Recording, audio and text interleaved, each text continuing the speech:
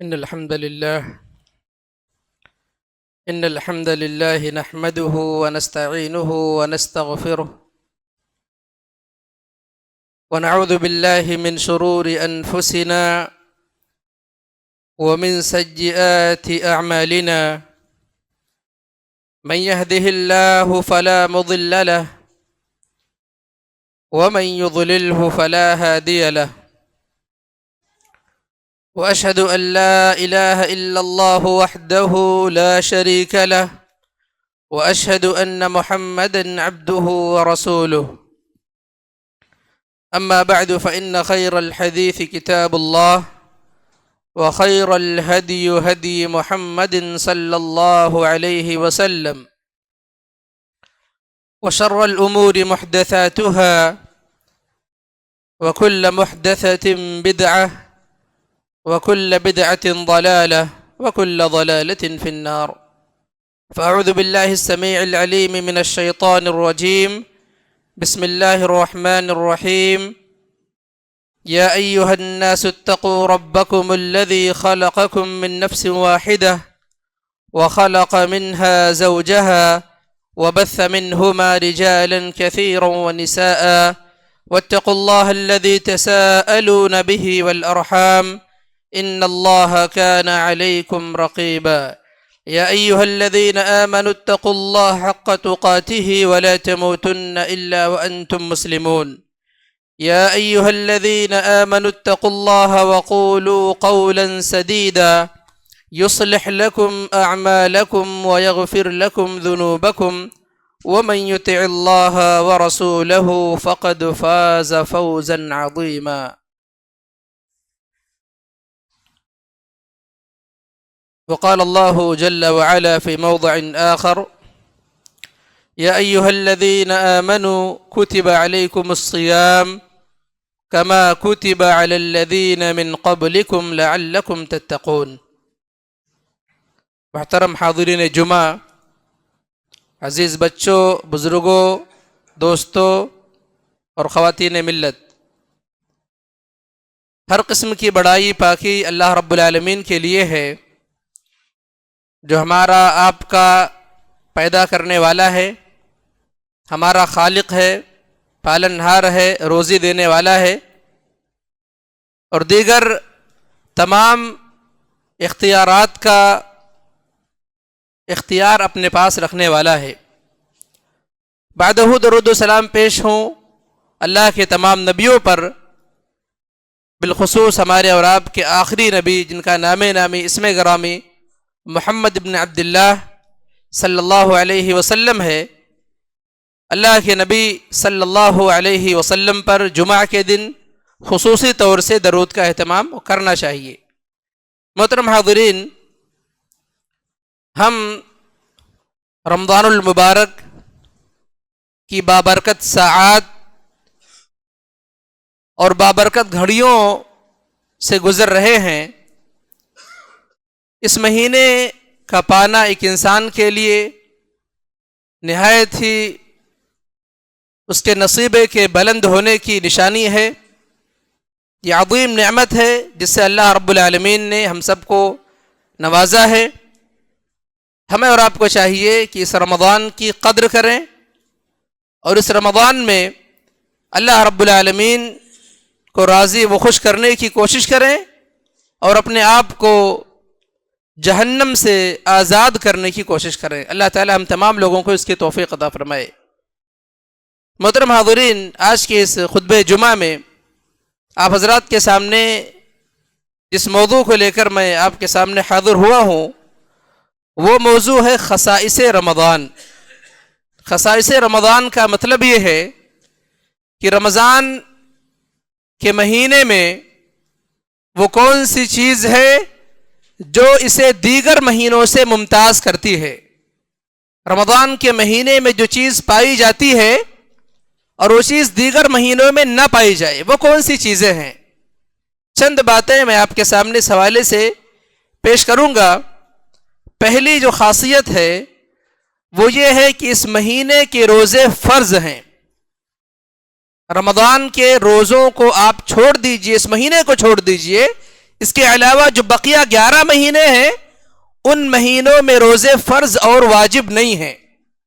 رمضان المبارک کا جو مہینہ ہے اس مہینے کے مکمل روزے ہر بالغ عاقل مکلف انسان پر فرض ہیں۔ اللہ فرماتا ہے یا ایھا الذین آمنوا کتب علیکم الصیام، اے ایمان والو تمہارے اوپر روزے فرض کیے گئے ہیں، کما کتب علی الذین من قبلکم لعلکم تتقون، جیسا کہ تم سے پہلے جو سابقہ شریعتیں گزری ہیں ان میں یہ روزے فرض تھے تاکہ تم اللہ رب العالمین کا تقوی اور اس کی بندگی اور اس کا خوف، اس کا ڈر حقیقی معنوں میں اپنے دلوں میں بسانے والے ہو جاؤ۔ اللہ تعالیٰ نے مزید تفصیل کی، آپ نے کہا، اللہ نے فرمایا فَمَنْ شَهِدَ مِنْكُمُ الشَّهْرَ فَلْيَصُمْهُ، رمضان کے مہینے کے جو روزے ہیں یہ تدریجاً فرض ہوئے ہیں، شروع میں فرض نہیں تھے۔ اب جو ہے جو بھی اس مہینے کو پائے گا اس انسان پر لازم ہے کہ اس مہینے کے مکمل اور کامل روزے رکھے۔ اللہ فرماتا ہے فَمَنْ شَهِدَ مِنْكُمُ الشَّهْرَ فَلْيَصُمْهُ، جو انسان اس مہینے میں حاضر رہا اور کوئی مجبوری وغیرہ بدنی اعتبار سے مریض نہیں ہے، سقیم نہیں ہے، مسافر نہیں ہے یا دیگر عوارض اس کے ساتھ موجود نہیں ہے تو اس انسان کے اوپر اس مہینے کا روزہ رکھنا واجب اور فرض ہے، بلکہ فرض کا جو درجہ ہے یہ رکن کے مانند ہے۔ یہ جو روزوں کا معاملہ ہے ان کی فرضیت رکن کے مانند ہے، اور رکن آپ جانتے ہیں کہ کسی چیز کی اساس کو کہتے ہیں، بنیاد کو کہتے ہیں۔ جیسے ہم اس عمارت میں موجود ہیں، ہم جمعہ پڑھنے کے لیے حاضر ہوئے ہیں، یہ عمارت جن بنیادوں پر کھڑی ہے، جو نیچے اس کے اینٹیں لگی ہوئی ہیں، وہ اس کی اساس ہے، بیس ہے۔ اگر اس کو ختم کر دیا جائے تو یہ عمارت باقی نہیں رہے گی۔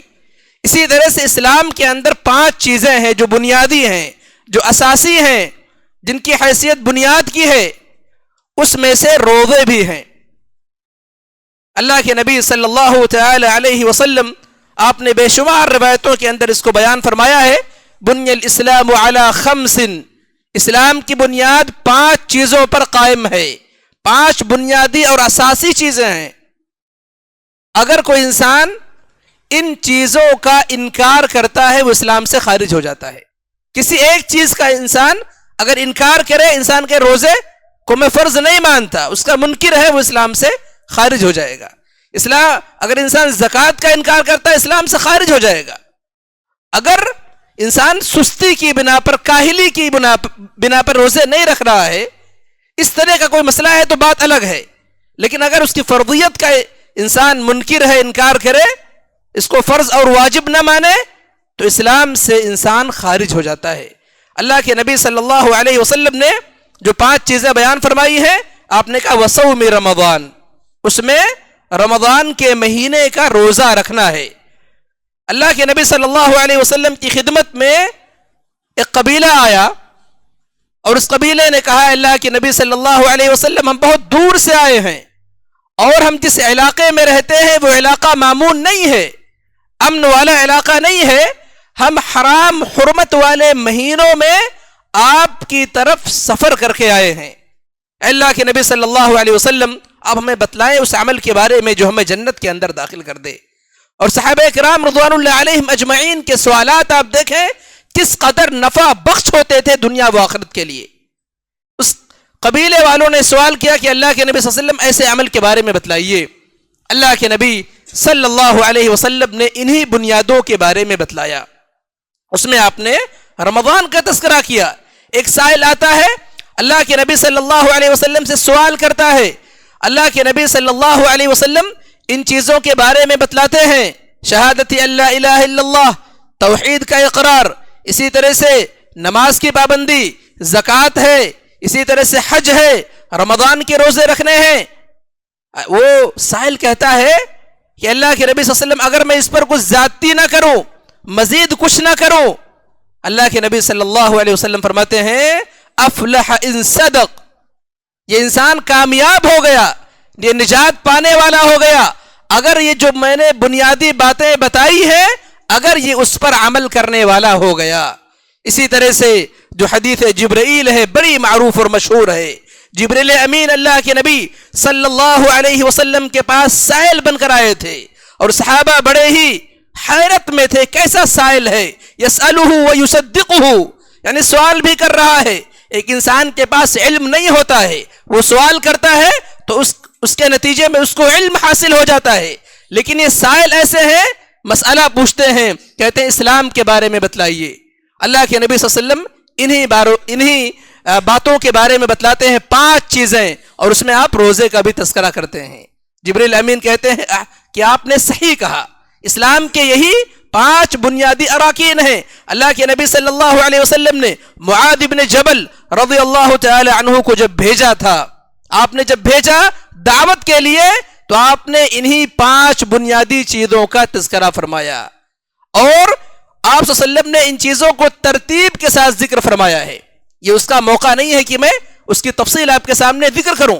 نبی صلی اللہ علیہ وسلم نے اس میں رمضان کا تذکرہ کیا ہے. اور آپ جانتے ہیں کہ رکن جو ہے اس کا انکار، اس کا منکر اسلام سے جو خارج ہوتا ہے، جو میں نے بات آپ کے سامنے کہی ہے، ابو بکر صدیق رضی اللہ تعالی عنہ کے دور میں جب وہ خلیفہ بنے، نبی صلی اللہ علیہ وسلم نے بہت سارے فتنوں کی طرف آپ نے نشاندہی کی تھی کہ میرے وفات کے بعد بہت سارے فتنے آئیں گے. سب سے پہلا فتنہ جو رونما ہوا وہ مانعین زکوٰۃ کا ہوا. کچھ لوگ ایسے پیدا ہو گئے کہ جنہوں نے کہا ہم زکوٰۃ نہیں دیں گے. نبی صلی اللہ علیہ وسلم جب تک تھے، جب تک ہم دیتے تھے، اب زکوٰۃ نہیں دیں گے، اپنے مال میں سے ہم 2.5% نہیں نکالیں گے. اس وقت ابو بکر صدیق رضی اللہ تعالی عنہ نے ان لوگوں سے جو اس اسلام کے ایک رکن کا انکار کر رہے تھے، آپ نے کہا تھا واللہ لأقاتلن من فرق بین الصلاة والزکاة. آپ نے کہا اللہ کی قسم میں ایسے لوگوں سے ضرور بھی ضرور قتال کروں گا، ایسے لوگوں سے میں جنگ کروں گا جو نماز اور زکوٰۃ کے درمیان فرق کرتے ہیں، تفریق کرتے ہیں. تو یہ معاملہ اتنا آسان نہیں ہے.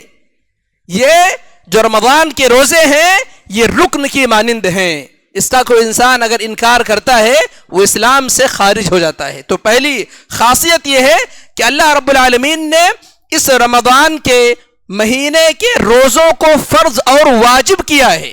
اور جو روزے ہیں بقیہ مہینوں کے روزے، عاشورہ کا روزہ ہے، ایام 20 کا روزہ ہے، یا اسی طرح سے دیگر، یہ سب اختیاری ہیں. انسان کو ثواب ملے گا، انسان کو اس پر اللہ تعالیٰ بہتر بدلہ عطا فرمائے گا. صوم داؤدی انسان رکھے، انسان ہفتے میں سوموار اور جمعرات کے روزے کا اہتمام کرے، بہت اچھی بات ہے، لیکن یہ روزے فرض نہیں ہیں.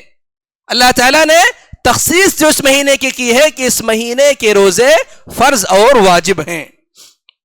اسی طرح سے دوسری خاصیت اس مہینے کی جو اسے دیگر مہینوں سے ممتاز کرتی ہے، الگ کرتی ہے، جدا کرتی ہے، کہ اللہ تعالیٰ نے نزول قرآن کے لیے، اللہ تعالیٰ کا جو کلام ہے، جو زمین و آسمان کا بادشاہ ہے، جو اس کی بات ہے، اللہ تعالیٰ نے اس کو نازل کرنے کے لیے اس مبارک مہینے کا انتخاب فرمایا، جو اس مہینے کی بہت عظیم اور بہت بڑی خاصیت ہے. اللہ فرماتا ہے قرآن مقدس کے اندر شہر رمضان الذي انزل فيه القرآن هدى للناس وبينات من الهدى والفرقان.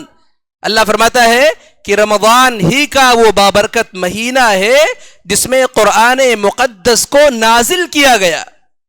اور اللہ تعالیٰ اس کو مزید خاص کرتے ہوئے فرماتا ہے انا انزلناه فی لیلۃ القدر.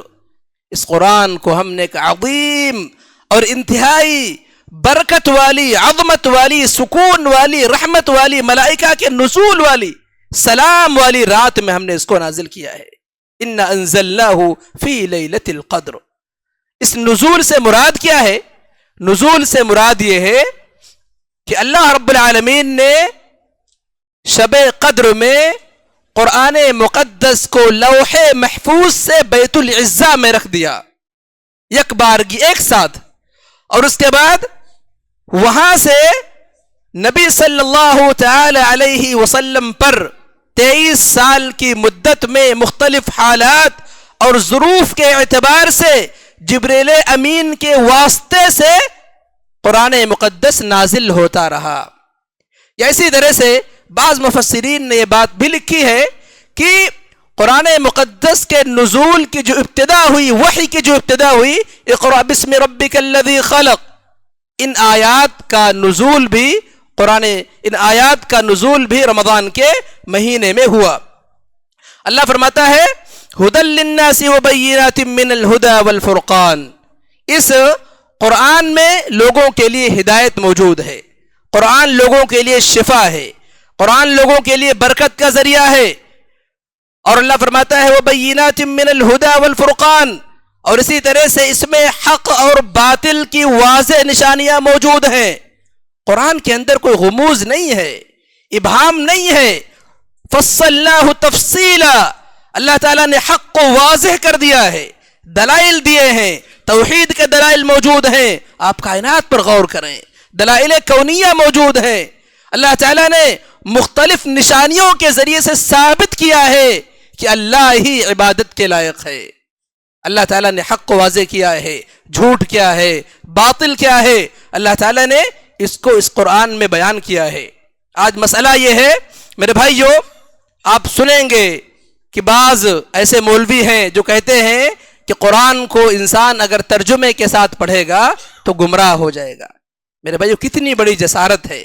اللہ فرماتا ہے وَلَقَدْ يَسَّرْنَا الْقُرْآنَ، کہ اللہ تعالیٰ فرماتا ہے کہ ہم نے نصیحت حاصل کرنے کے لیے قرآن کو آسان بنایا ہے. قرآن فصاحت و بلاغت کے اعلیٰ ترین معیار پر ہونے کے باوجود آسان ہے.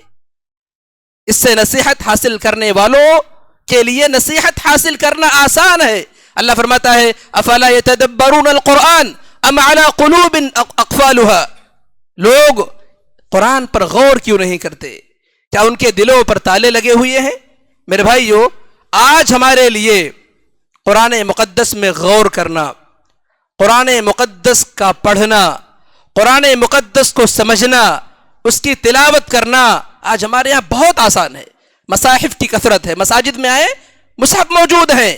آج تقریباً ہر زبان میں تفسیر موجود ہے، مختصر تفاسیر موجود ہیں، اردو میں بھی موجود ہے، انگلش میں بھی موجود ہے، مراٹھی میں بھی موجود ہے. اللہ کے یہ عذر کام نہیں دینے والا ہے کہ اللہ تعالیٰ ہم سمجھ نہیں سکے، اللہ تعالیٰ ہمارے پاس ہدایات نہیں آئی. اللہ تعالیٰ نے سب کچھ قرآن مقدس کے اندر واضح کر دیا ہے، کھول کھول کر بیان کر دیا ہے. آج آپ دیکھیں قرآن مقدس کو سمجھ کر نہ پڑھنے ہی کا نتیجہ ہے کہ جو لوگ توحید کی دعوت کو عام کرتے ہیں اور پھیلاتے ہیں اور اسے نقطۂ اتحاد سمجھتے ہیں، انہیں طعنہ دیا جاتا ہے کہ یہ اختلاف کی بات کرتے ہیں، یہ امت میں انتشار ڈالنے کی بات کرتے ہیں.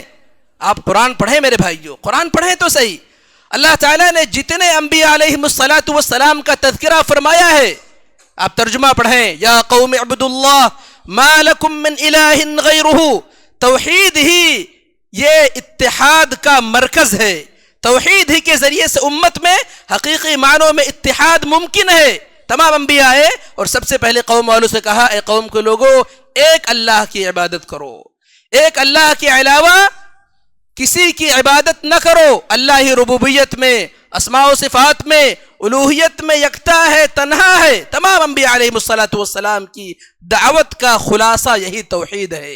وَجْنُبْنِي وَبَنِيَّ أَن نَعْبُدَ الْأَصْنَامَ. انبیاء علیہم السلام دنیا سے جا رہے ہیں اور دعا کرتے ہیں اللہ تعالیٰ مجھے، میری اولاد کو، میری آنے والی ذریت کو اللہ تعالیٰ شرک جیسی غلاظت سے، گندگی سے، قباحت سے اللہ محفوظ رکھنا. اس قدر جو اہتمام موجود ہے قرآن میں توحید کا، ہمیں پتہ ہی نہیں. کیونکہ مولوی کہتا ہے کہ قرآن ترجمے سے پڑھو کہ گمراہ ہو جاؤ گے. قرآن پڑھنے کے لیے فلاں 12 13 15 علوم کی ضرورت ہے اس کو سمجھنے کے لیے. میرے بھائیو ڈھکوسلہ بازی ہے، ایسا کچھ نہیں ہے. قرآن کو اللہ تعالیٰ نے فصاحت و بلاغت کے ساتھ اس کے اعلیٰ ترین معیار پر رکھنے کے باوجود بھی اس کو آسان بنایا ہے. اور اللہ تعالیٰ نے اس کا برملا مختلف مقامات پر اللہ نے قرآن میں اظہار کیا ہے کہ تم قرآن سے نصیحت حاصل کیوں نہیں کرتے، قرآن کی آیات میں، اس کی نشانیوں میں غور کیوں نہیں کرتے. اللہ تعالیٰ نے اس کو اس قدر آسان بنایا ہے کہ ہر انسان، ایک عامی انسان بھی اگر اس کے ترجمے اور اس کی تفسیر کو پڑھے گا تو اس کے لیے ضرور بالضرور اس میں نصیحت اور ہدایت کی بات موجود ہے۔ میرے بھائیو، آج دیکھیں، آج جہالت اس قدر ہے ہمارے سماج اور معاشرے کے اندر۔ اللہ رب العالمین کا جو حق ہے، جو بندگی کا حق ہے، جو الوہیت کا حق ہے، جو رب ماننے کا حق ہے، جو مشکل کشا ماننے کا حق ہے، جو داتا کا حق ہے، جو سب سے بڑا مددگار اور سب سے بڑا مشکل کشا ماننے کا حق ہے، آج سماج میں آج دیکھیے فلا پیر بزرگ اور کیسے کیسے لوگوں نے اولیاء بنا لیے ہیں کہ وہ مشکل کشا ہیں، وہ داتا ہیں، وہ غوث ہیں، وہ دستگیر ہیں، وہ مشکلیں دور کرتے ہیں، جبکہ اللہ رب العالمین کے علاوہ ان ساری صفات اور ان سارے اختیارات پر کسی کو تصرف اور کسی کو ملکہ اور کسی کو کامل قدرت حاصل ہے ہی نہیں۔ اللہ تعالیٰ اس مفہوم کو بیان فرماتا ہے۔ اللہ فرماتا ہے امن یجیب المضطر اذا دعاہ ویکشف السوء، کون ہے جو مضطر کی تکلیف کو،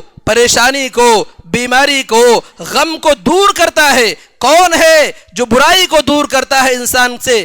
یقیناً ایک اللہ ہے۔ الہ مع اللہ، کیا اس کے باوجود تم اللہ رب العالمین کے علاوہ دوسروں کو معبود اور اللہ رب العالمین کے علاوہ دوسروں کو عبادت کے لائق سمجھتے ہو؟ یا ایھا الناس انتم الفقراء الی اللہ، اے لوگو تم سب اللہ کے فقیر ہو، تم سب اللہ رب العالمین کے در کے محتاج ہو، غلام ہو۔ کوئی انسان اللہ رب العالمین کو چھوڑ کر کسی کے در کا غلام نہیں ہے، کسی کے در کا محتاج نہیں ہے۔ محتاج اگر ہے تو اللہ رب العالمین کے در کا ہے۔ لیکن مسئلہ یہ ہے کہ قرآن مقدس کی ہم صرف تلاوت کرتے ہیں، قرآن مقدس اس مہینے میں ہم خوب پڑھیں۔ اللہ کے نبی صلی اللہ تعالی علیہ وسلم فرماتے ہیں الف لام میم، آپ فرماتے ہیں کہ اللہ کے نبی صلی اللہ علیہ وسلم نے کہا کہ الف لام میم، آپ نے کہا میں کہتا ہوں کہ الف پر 10 نے کیا ہے، لام پر 10 نے کیا ہے، میم پر 10 نے کیا ہے، ایک ایک حرف پر 10 نیکیاں موجود ہیں۔ قرآن مقدس کو پڑھنے پر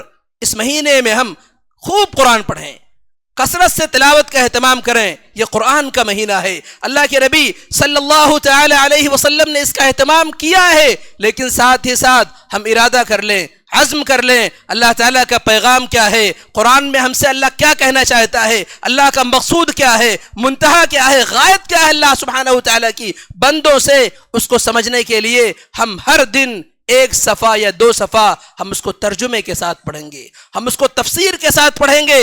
اور اس رمضان المبارک کے مہینے میں یہ کرنا ہمارے اور آپ کے لیے آسان ہے۔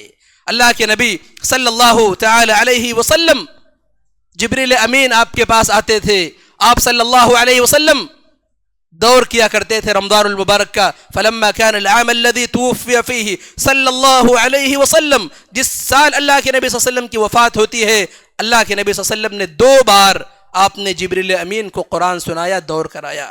تو خاص ایک ربط ہے رمضان اور قرآن کے اندر۔ اللہ کے نبی صلی اللہ علیہ وسلم نے رمضان کی آخری راتوں میں آپ نے صحابہ کو قیام اللیل کرایا، آپ نے تراویح پڑھائی۔ بعض لوگ اشکال کرتے ہیں کہ نبی صلی اللہ علیہ وسلم نے چند راتیں پڑھائی تھیں تو آپ پورا مہینہ قیام اللیل کیوں کرتے ہو؟ میرے بھائیو، اللہ کے نبی صلی اللہ علیہ وسلم اپنی امت پر حد درجہ شفیق تھے، مہربان تھے۔ جہاں پر نبی صلی اللہ علیہ وسلم کو یہ خدشہ لاحق ہوا کہ کہیں یہ عمل امتیوں پر فرض نہ کر دیا جائے، لولا نشق علی امتی لامرتهم بالسواک، اللہ کے نبی فرماتے ہیں اگر مجھے اس بات کا خوف نہ ہوتا کہ میری امت مشقت کے اندر گرفتار ہو جائے گی تو انہیں ہر نماز کے لیے میں مسواک کرنے کا لازمی حکم دیتا۔ اللہ کے نبی صلی اللہ علیہ وسلم نے یہ جو چند راتیں قیام فرمائی ہیں، اللہ کے نبی کو خدشہ لاحق ہوا کہیں ایسا نہ ہو کہ یہ قیام میرے امت پر فرض کر دیا جائے اور بعد میں امت اس کی طاقت نہ رکھے۔ اللہ کے نبی صلی اللہ علیہ وسلم نے اس علت کو خود بنفس نفیس بیان کیا ہے۔ اللہ کے نبی صلی اللہ علیہ وسلم کی جب وفات ہو گئی تو یہ جو ایک امکان تھا وہ ختم ہو گیا، وحی کا نازل ہونا یہ بند ہو گیا، فرض ہونا، واجب ہونا یہ چیز ختم ہو گئی. بعد میں حضرت عمر رضی اللہ تعالی عنہ نے تمام مسلمانوں کو ایک امام کے پیچھے جمع کر دیا. تو مقصود یہ ہے کہ اللہ کے نبی صلی اللہ تعالی علیہ وسلم نے جب رمضان کی آخری راتوں میں آپ نے قیام کرایا صحابہ کو، صحابہ کہتے ہیں کہ اللہ کے نبی صلی اللہ علیہ وسلم نے اس قدر لمبی قرات فرمائی، اس قدر لمبا قیام کیا کہ ہمیں ایسا لگا کہ کہیں ہماری سحری فوت نہ ہو جائے. اس قدر لمبا اللہ کے نبی صلی اللہ علیہ وسلم نے قیام کیا، اور اس میں آپ نے قرآن مقدس کی تلاوت فرمائی. تو رمضان یہ قرآن کا مہینہ ہے، اس میں ہم اپنے آپ کو قرآن سے جوڑیں، خوب تلاوت کریں، اور ساتھ ہی ساتھ قرآن کے پیغام کو اللہ سبحانہ وتعالی ہم سے کہنا کیا چاہتا ہے، اللہ سبحانہ وتعالی کے احکامات کیا ہیں، اس کو ہم اس مہینے کے اندر سمجھنے کی اور قرآن مقدس کے اندر غور و فکر کرنے کی کوشش کریں، تدبر کرنے کی کوشش کریں. اسی طرح سے اس مہینے کی تیسری خاصیت یہ ہے کہ اللہ رب العالمین نے اس مہینے کے اندر وہ رات رکھی ہے جس کی عبادت 1000 مہینوں کی عبادت سے بہتر ہے. یہ رات کسی اور مہینے کے اندر موجود نہیں ہے. اللہ فرماتا ہے قرآن مقدس کے اندر لیلۃ القدر خیر من 1000 شہر، اس کی عبادت 1000 مہینوں کی عبادت سے بہتر ہے. 1000 مہینے اگر آپ شمار کریں تقریباً آپ کے حساب سے 83 سال سے زائد کی مدت بنے گی. یعنی اگر ایک انسان کو اس رات کی توفیق مل جائے تو کتنے بڑے سعادت کی بات ہے، کتنا بڑا خوش نصیب انسان وہ ہے جس کو اس رات کے اندر عبادت کرنے کی توفیق مل گئی. اسی وجہ سے آپ دیکھیں کہ اللہ کے نبی صلی اللہ تعالی علیہ وسلم نے جو اعتکاف کیا ہے، اعتکاف آپ نے جو کیا ہے اس کی حکمت کیا ہے.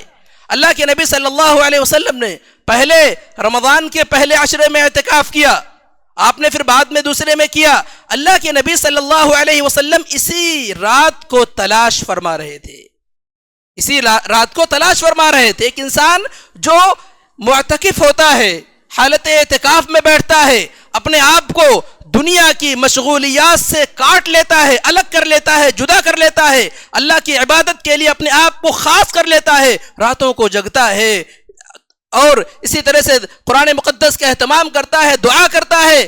عین ممکن ہے اس انسان کو یہ رات مل جائے، وہ یہ رات مل جائے اگر حقیقی معنوں میں انسان معتکف ہو جائے اور اپنے آپ کو عبادت کے لیے خاص کر لے. اللہ کے نبی صلی اللہ تعالی علیہ وسلم فرماتے ہیں من حرم خیرها فقد حرم الخیر کلہ، جو انسان اس خیر سے محروم ہو گیا، جو انسان شب قدر سے محروم ہو گیا، وہ انسان تمام تر خیر سے محروم ہو گیا. بہت بڑی نفی ہے. خیر کا جو جملہ ہے ہر معروف کام کو شامل ہے. اگر خیر کی باتیں جتنی ہو سکتی ہیں ممکن ہے سب کو یہ شامل ہے. اللہ کے نبی صلی اللہ علیہ وسلم فرماتے ہیں حقیقی معنوں میں وہ انسان خیر سے محروم ہو گیا. من قام لیلۃ القدر ایمانا واحتسابا غفر له ما تقدم من ذنبه، ایک انسان جس نے لیلۃ القدر کو قائم کیا، اس کی رات کو زندہ کیا، جاگا، اس میں عبادت کی، اللہ کے نبی فرماتے ہیں اس کے گزشتہ گناہ معاف کر دیے جاتے ہیں. اللہ کے نبی صلی اللہ علیہ وسلم اعتکاف بیٹھتے تھے اسی وجہ سے تاکہ اس رات کو تلاش کر سکیں. ہمیں بھی چاہیے کہ اتنی عظمت اور اتنی عظیم رات ہے کہ اس کو ہم پانے کے لیے اعتکاف کریں. اور اعتکاف اللہ کے نبی صلی اللہ علیہ وسلم کی ایسی سنت ہے جس کو آپ نے کبھی چھوڑا نہیں ہے. اسی لیے امام زہری رحمۃ اللہ علیہ غالباً فرماتے ہیں عجباً لامر الناس کیف ترکوا الاعتکاف، لوگوں پر بڑا تعجب ہوتا ہے کہ انہوں نے کیسے اعتکاف جیسی عظیم سنت کو چھوڑ دیا ہے. اور اللہ کے نبی صلی اللہ علیہ وسلم جب تک آپ کی زندگی رہی آپ صلی اللہ علیہ وسلم برابر معتکف ہوتے رہے حتی قبض، یہاں تک کہ آپ صلی اللہ علیہ وسلم کی وفات ہو گئی. اسی طرح سے رمضان کے خصائص میں سے خاصیت یہ ہے کہ اللہ تعالیٰ اس مہینے کے اندر نیکیوں کے ثواب کو بڑھا دیتا ہے. نیکیوں کے ثواب کو اللہ تعالیٰ بڑھا دیتا ہے. اللہ کے نبی صلی اللہ تعالی علیہ وسلم فرماتے ہیں الحسنۃ بعشر امثالها، ایک جو نیکی ہے اس کا ثواب 10 گنا ہے. 10 گنا سے لے کر اللہ تعالیٰ 700 گنا تک بڑھا دیتا ہے. یہ عام دنوں کی بات ہے، یہ عام دنوں کی بات ہے. اور جو زمانے فضیلت والے ہیں جیسے رمضان کا مہینہ ہے، اس کے بارے میں ایک قاعدہ ہے جس کو ہمارے سلف نے ذکر کیا ہے کہ جب زمانہ فضیلت والا ہو تو انسان کے لیے مستحب ہے کہ انسان اس میں کثرت سے خیر کے اعمال کرے، کیونکہ ان میں اسے ثواب زیادہ ملنے کا امکان موجود ہوتا ہے۔ اللہ کے نبی صلی اللہ تعالی علیہ وسلم کے پاس ایک انصاری عورت آئی، ام سنان۔ اللہ کے نبی صلی اللہ تعالی علیہ وسلم نے اس سے کہا کہ تم نے ہمارے ساتھ حج کیوں نہیں کیا؟ اس عورت نے کہا اللہ کے نبی صلی اللہ علیہ وسلم ہمارے پاس سواری کی کمی تھی، سواری نہیں تھی ہمارے پاس، اس لیے میں آپ کے ساتھ حج نہیں کر سکی۔ اللہ کے نبی صلی اللہ علیہ وسلم فرماتے ہیں فَإِذَا جَاءَ رَمَضَانُ فَاعْتَمِرِي، آپ نے کہا ٹھیک ہے، جب رمضان آئے گا تو عمرہ کر لینا، کیونکہ رمضان میں عمرہ کرنا یہ حج کے برابر ہے یا میرے ساتھ حج کرنے کے برابر ہے، یعنی رمضان کے اندر عمرے کا ثواب اللہ تعالیٰ بڑھا کر حج کے برابر کر دیتا ہے، لیکن اس سے فرضیت ساقط نہیں ہوتی، ایک انسان ایسا ہے جس کے اوپر حج فرض ہے، اب وہ رمضان میں عمرہ کر لے اور سوچے مجھے حج کا ثواب مل گیا، تو اس کے اوپر سے وہ فرضیت ساقط نہیں ہوگی، وہ ثواب میں برابر ہے۔ رمضان میں عمرہ حج کے برابر یہ ثواب میں ہے، لیکن جس انسان کے اوپر حج واجب ہے اس کے اوپر حج کرنا لازم اور ضروری ہے۔ اسی طرح سے اس مہینے کی جو خصوصیات ہیں اس میں سے ایک آخری بات میں آپ کے سامنے ذکر کرنا چاہوں گا۔ اللہ رب العالمین اپنی رحمت سے اس مہینے کے اندر جنت کے دروازوں کو کھول دیتا ہے، فتحت ابواب الجنہ وغلقت ابواب النار، اور جہنم کے دروازے بند ہو جاتے ہیں۔ شارحین نے اس میں دو باتیں لکھی ہیں، پہلی بات یہ ہے غلقت ابواب الجنہ ای ابواب الخیر، بعض لوگوں نے لکھا کہ جنت کے دروازے کھول دیے جاتے ہیں، اس سے مراد یہ ہے کہ خیر کے ابواب، بہت زیادہ لوگ خیر کی طرف مائل ہوتے ہیں، خیر کے امور اس مہینے میں انجام دیتے ہیں، گویا یہ تشبیہ ہے، استعارہ ہے۔ اسی طرح سے ابواب النار سے مراد ابواب الشر ہے کہ شر کے ابواب بند ہو جاتے ہیں، لوگ گناہوں کی طرف کم مائل ہوتے ہیں، لیکن یہ چیز درست نہیں ہے۔ اللہ تعالیٰ حقیقی معنوں میں جنت اور جہنم کے دروازوں کو کھول دیتا ہے، جنت اور جہنم موجود ہیں اور وہ کبھی فنا ہونے والے نہیں ہیں۔ اسی طرح سے اللہ کے نبی صلی اللہ علیہ وسلم فرماتے ہیں وَصُفِّدَتِ الشَّيَاطِينَ، اس مہینے کے اندر شیاطین کو اللہ تعالیٰ قید کر دیتا ہے۔ بعض ذہنوں میں سوال آ سکتا ہے کہ شیاطین جب قید ہوتے ہیں تو پھر ہمارے بعض بھائی گناہ کی طرف مائل کیوں ہوتے ہیں؟ تو اس کا جواب یہ ہے کہ نفس کی خباثت کی وجہ سے، وَإِنَّ النَّفْسَ لَأَمَّارَةٌ بِالسُّوءِ إِلَّا مَنْ رَحِمَ رَبِّي، آپ کے ساتھ آپ کا نفس لگا ہوا ہے، وہ ہمیشہ آپ کو گندے امور کی طرف، خبیث امور کی طرف، اللہ سبحانہ وتعالیٰ کی معصیت کی طرف وہ بلا رہا ہے آپ کو۔ وَإِنَّ النَّفْسَ لَأَمَّارَةٌ بِالسُّوءِ إِلَّا مَنْ رَحِمَ رَبِّي، اور نفس کے حملے سے وہی بچتا ہے جس پر میرا رب رحم کرے۔ اللہ رب العالمین جس پر خصوصی فضل فرمائے، عنایت فرمائے، وہی انسان نفس کے حملے سے بچتا ہے۔ اسی طرح سے اس کے اسباب میں سے یہ بھی ہو سکتا ہے ایک انسان جس کو گناہوں کی لت لگی ہے، جو گناہوں کا عادی ہے پہلے سے، اس کی وجہ سے بھی ممکن ہے کہ وہ انسان اس مہینے کے اندر گناہ کرے۔ اسی طرح سے من الجنت والناس، انسانوں کے اندر بھی شیطان نما بندے موجود ہوتے ہیں، یعنی غلط صحبت، غلط لوگوں کے ساتھ رہنا اٹھنا بیٹھنا، اس چیز کی بھی وجہ سے انسان اس مبارک مہینے میں بھی گناہ کے اندر گرفتار ہو سکتا ہے۔